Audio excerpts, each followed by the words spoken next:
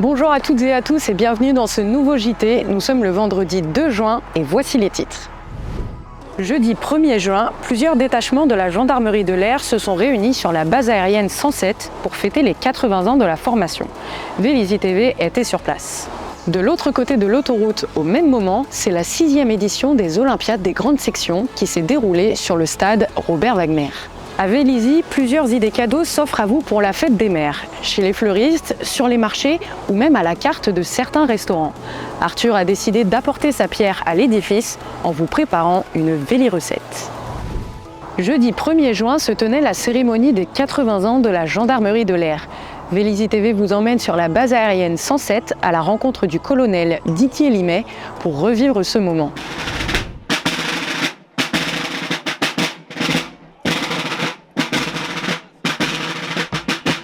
La gendarmerie de l'air a été créée par un décret du comité de libération français le 15 septembre 1943. Et c'est à partir de 1956 qu'elle devient une formation spécialisée de la gendarmerie nationale. Et depuis ce temps-là, elle assure en fait le trait d'union entre l'armée de l'air et de l'espace, qui est notre autorité d'emploi, et la gendarmerie nationale, qui reste notre unité d'appartenance. La cérémonie militaire à laquelle vous allez assister dans quelques instants marquera le 80e anniversaire de la gendarmerie de l'air. Au drapeau!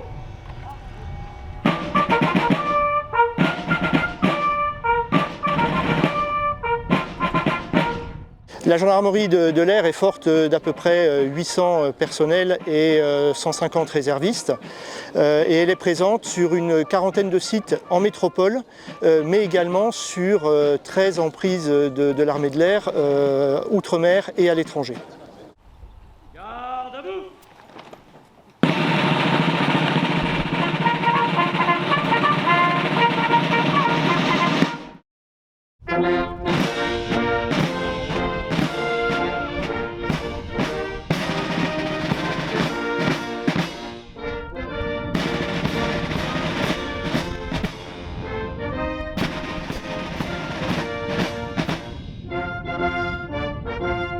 La plus-value de la gendarmerie de l'air pour l'armée de l'air, c'est la capacité de pouvoir assurer des missions de police judiciaire, des missions de police administrative, de pouvoir constater les accidents aériens et de pouvoir assurer cette fameuse mission de contrôle transfrontalier.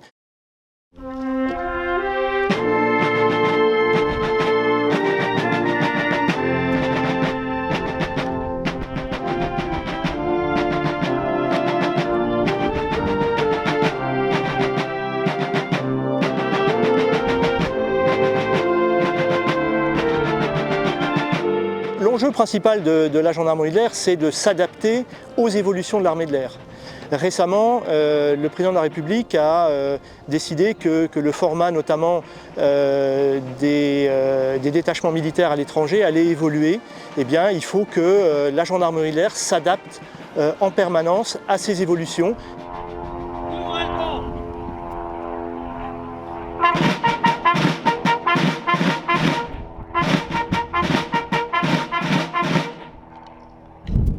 Médaillé et décoré.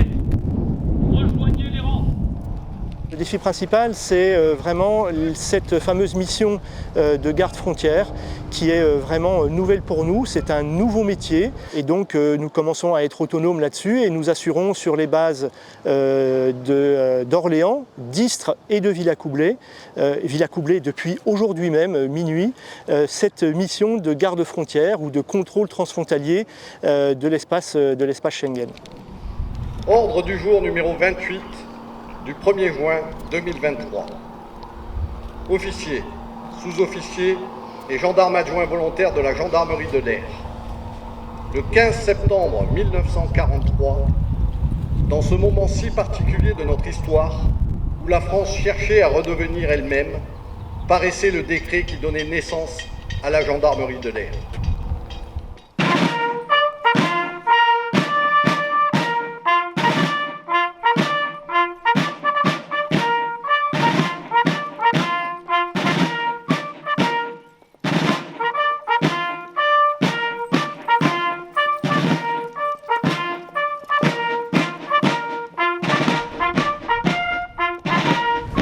Pour marquer leur passage de la grande section à l'école élémentaire, les maternelles de Vélizy se sont transformées en super-héros de l'environnement.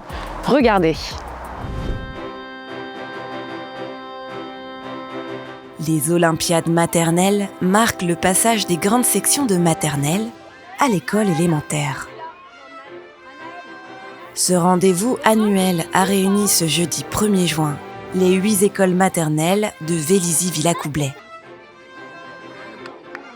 Animateurs maternels et élémentaires, enseignants, ATSEM, mais également directeurs et adjoints périscolaires ont uni leurs forces pour garantir le bon déroulement de la 6e édition de ce passage initiatique pour les grandes sections maternelles. Les objectifs de ces Olympiades, c'est de passer un moment de partage et de convivialité avec l'éducation nationale et le service éducation de la mairie, de valoriser aussi le travail des animateurs fournis tout au long de l'année et de passer un moment de joie pour les enfants.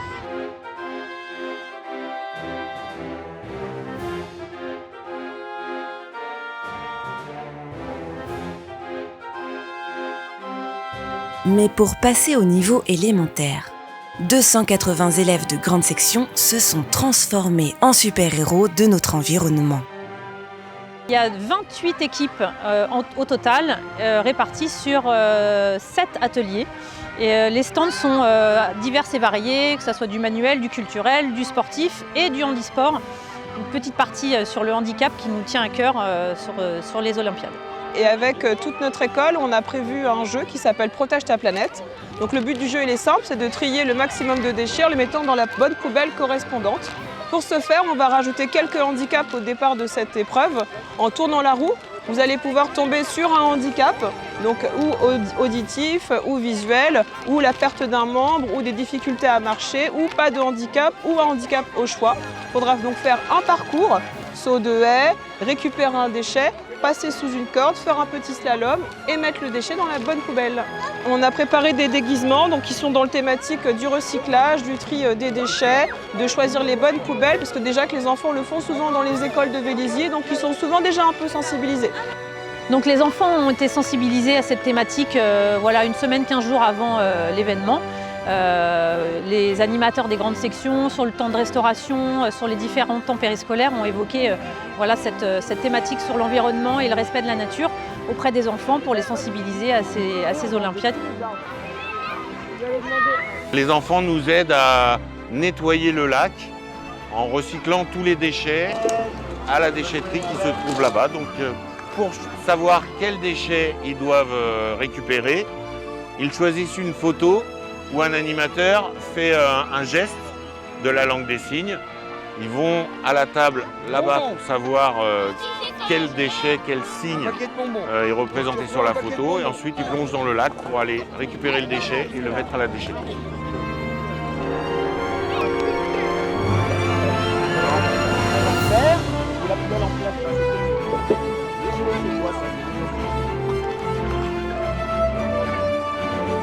Si avec 6 équipes, les écoles maternelles Mozart et Mermoz ont remporté le prix du nombre, les grandes sections de l'année scolaire 2022-2023 sont reparties médaillées et diplômées, prêts pour entrer héroïquement en CP dans quelques mois. Après l'effort, le réconfort. Mais cette fois-ci, c'est pour toutes les mamans. Arthur vous donne rendez-vous en cuisine pour la recette de la tartelette aux fraises. Bonjour à toutes et à tous et bienvenue dans cette nouvelle Véli recette spéciale Fête des Mères. Aujourd'hui, on va voir ensemble la recette de la tartelette aux fraises et ça, je suis sûr que ça va faire plaisir à beaucoup de mamans. Allez, on va voir ensemble quels sont les ingrédients. Pour cette recette, les grammages sont pour 3 personnes. Pour la pâte sablée, vous aurez besoin de 110 g de farine, 60 g de beurre mou, un œuf, 50 g de sucre glace, une demi-pincée de sel et 300 g de fraises. Pour la crème pâtissière, vous aurez besoin de 300 ml de lait, 2 jaunes d'œufs, 40 g de sucre, de l'extrait de vanille, 30 g de farine et une demi-pincée de sel. Et pour le nappage, vous aurez besoin de 1 cuillère de gelée de fruits. On commence donc par mettre la farine dans un saladier. On y ajoute le sucre et le sel, pas plus. Maintenant, vous pouvez mélanger, ajouter le beurre mou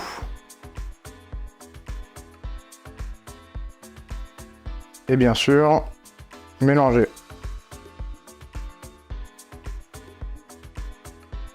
Alors là, il faut que votre pâte ressemble à des petits grains de sable.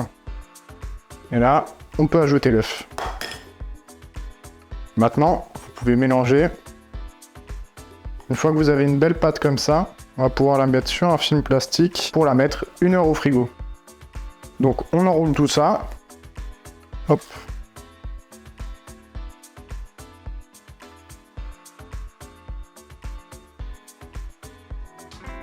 Une fois que vous avez sorti votre pâte sablée du réfrigérateur, vous allez poser un papier cuisson sur votre plan de travail, un autre par-dessus, et on va venir étaler notre pâte.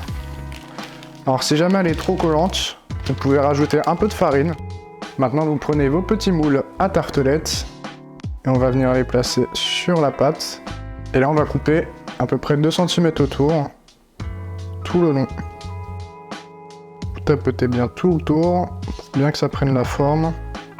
Et voilà, les 3 moules sont prêts. Maintenant, on va les laisser un quart d'heure au frigo pour les laisser reposer. Et on pourra passer à la cuisson juste après, 25 minutes à 180 degrés. On peut maintenant passer à la crème pâtissière et on commence par faire chauffer dans une casserole le lait, la vanille et la demi-pincée de sel. En attendant que ça chauffe, dans un saladier, vous allez venir déposer vos jaunes d'œufs et le sucre. On peut déjà commencer à mélanger. On ajoute la farine.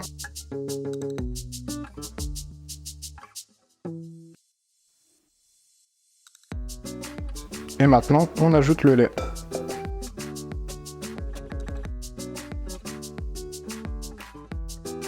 Alors maintenant, on reverse dans la casserole. Faire chauffer à feu doux, mélanger jusqu'à épaissir. Pour faire refroidir votre crème pâtissière, mettez votre casserole chaude dans un grand récipient rempli d'eau. Maintenant que tout est prêt, on peut commencer à déposer la crème pâtissière sur les pâtes sablées. On étale bien.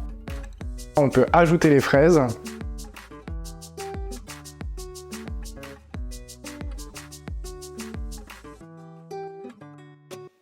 La recette est bientôt finie, il ne nous reste plus qu'à mettre la gelée de fruits avec un peu d'eau dans une casserole à feu doux. Et maintenant, dernière étape, on va venir badigeonner sur les tartelettes. Et voilà, cette recette touche à sa fin. J'espère qu'elle vous aura plu et que vos mamans vont apprécier. À bientôt!